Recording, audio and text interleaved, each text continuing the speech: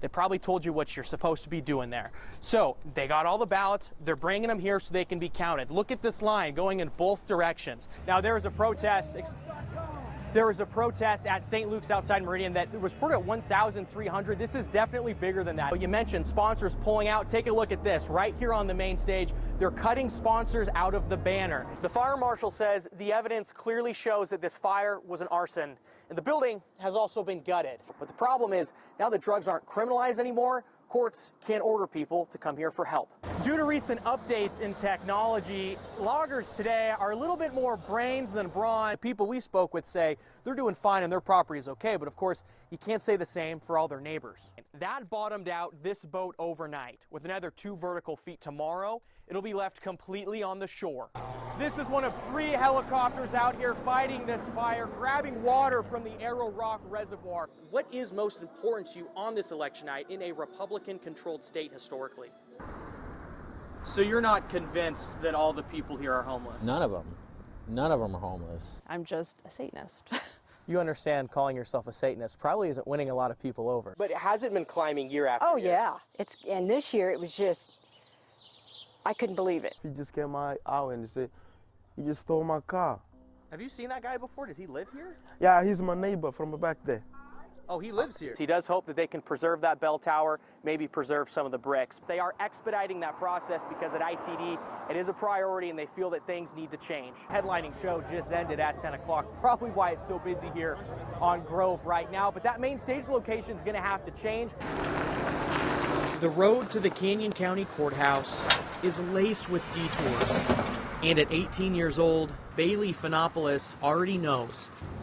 Just to get to this point takes patience. But what brought Bailey here, it's still very hard, is a whole lot more than most could imagine. At first I didn't think it was real. I actually kind of argued with the cop a little bit. Including her parents. She fought this guy off with a knife, you know. She's an 18-year-old girl, that 20-year-old male, like that in and of itself is quite impressive. A stab to the shoulder, a cut on the chin, a jab to the knee, and a thrust to her head.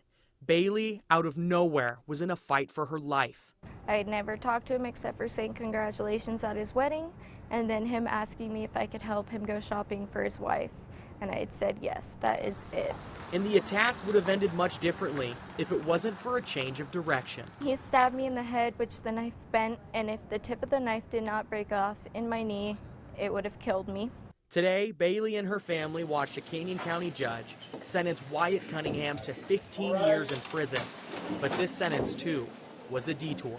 It was originally 2 years. The prosecutor originally agreed to a plea deal with Cunningham. He made a deal we didn't agree with. Until a new prosecutor took over the case and listened. We felt like she cared, and she was a part of this with us. It wasn't just getting a notch on our belt to get a case closed. Bailey's family collected letters from other women who knew Wyatt Cunningham, and their stories showed the judge Cunningham has a history. Each time a new girl reached out later in his life to increase to a point of actually having a gun pulled out with 2 minors at a high school. It took nearly a year for Bailey to see justice. I hope he gets the help he needs, and I hope he never does this to another female or anybody again. But the impact of her attack will linger for years to come. It's hard to be around in public areas because I don't know what's going to happen next, who could attack me next. And while there's no guarantee on the road ahead, Bailey's made it through this. So what's a few detours? Get the help to make me a better person and help me through this so I don't let it traumatize my whole life and ruin my whole life.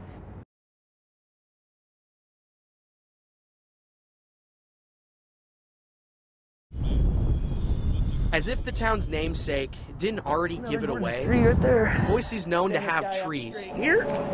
These evergreens usually don't come from the gem state. Oregon, Washington, Northern California. They're transplants, trucked into town to be shopped by locals. But I like the Douglas fir, maybe? We have Douglas first. Here at Jordan's Garden Center, You're not gonna add Carol any more Volpe height. No. Yeah, 'cause that's has options. She's a transplant herself, and she's no stranger to Christmas tree shopping. I just like the real thing.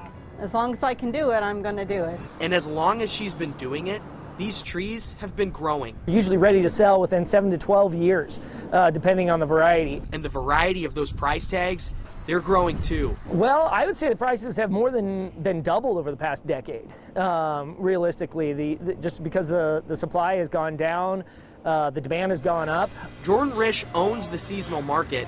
His prices are similar to last season, but he says they're inching up. It happens all too frequently, unfortunately. If somebody hasn't bought a Christmas tree in a few years and they come in and they get a little sticker shock at it. Risch cites fires, droughts, and general inflation. It's all leading to rising costs. After doing this for about 20 years, I know what they're going to look like before I even open them up. And that continuously growing cost doesn't grow on you with time. Kind of at the fury of Mother Nature, I guess. But it's also not enough to keep Carol away. I had to wait till after Thanksgiving, got the lights up, December 1st, time to get the tree. In fact, $125? she'll even gift a little extra. Fine, I left a little bit of a tip because they're putting it on my card for me. And I appreciate that. To understand the impact of the labor shortage, you could study economics at a university. Or you could grab a slice of pizza and listen to a family. And whatever has gone on in these last 2 years has completely destroyed the labor market. Roger Lindsay would know. His family opened Pizza Pie Cafe in March of 2015. The first 5 years of trying to do like this type of business, a restaurant, is when most fail. But 5 years in, business was good. Roger even considered opening a second location until the first stopped right in its tracks. The week of our 5-year anniversary was when we got shut down. The family. They kept the business going alongside just a few loyal employees. I'm just getting ready for the evening. Orrin Lindsay is Roger's son. He's the general manager and worked at the restaurant for all 7.5 years. But 7.5 is where this job ends. We had to decide, do we keep struggling like this or do we just close our doors? Roger is closing the restaurant because he can't hire employees to keep it open, and he hasn't been able to do it for a while. It just kept getting harder and harder until the beginning of October.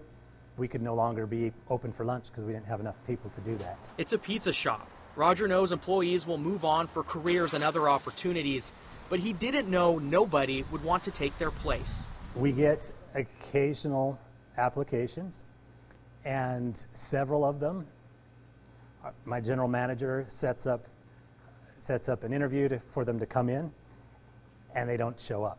These days it just seems to be more and more about the money and not necessarily having a good, flexible place to work. Ah, yes. Let's talk about the money. That's one of the first things anybody asks is, well, what does it pay? Roger says he raised wages continuously over the past few years. It's roughly doubled, up to $14 an hour plus tips. And to be honest, at that rate, it makes it hard to make money because our labor costs have gone way up, and so has our food costs. We've had to raise prices multiple times. And now, Roger's raised a white flag, taped to the front door. A lot of relief, because that stress won't be there anymore, despite the fact that everything we put into this will essentially be gone. Gone, but not for nothing. We got a daughter-in-law and a grandson that is a result of us having started this business. All because they were hiring years ago and an old friend from high school needed a job. It was just shortly after that, I kind of let her know my feelings for her, and then we kind of went from there. The pizza shop will soon be gone. Drug it on, we would just be losing lots of money. But the Lindsays, they're family, and they're better because of it. So you get some benefits and blessings that are outside of what you were thinking when you started.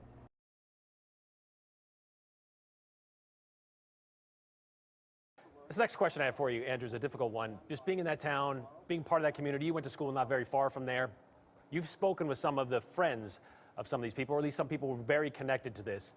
This has got to be one of the most difficult things for them and for this community. Yeah, you said it. I went to school here. I grew up here. I mean, my whole life has been between Spokane, Sandpoint, Moscow, Pullman. You talk to the people that knew them or went to school with them. I went to college with an older sister of one of them, and I'm talking to my friends from school who were very close with the older sister, and It's tough, Brian. It's tough. And a lot of these people are really struggling to make sense of it.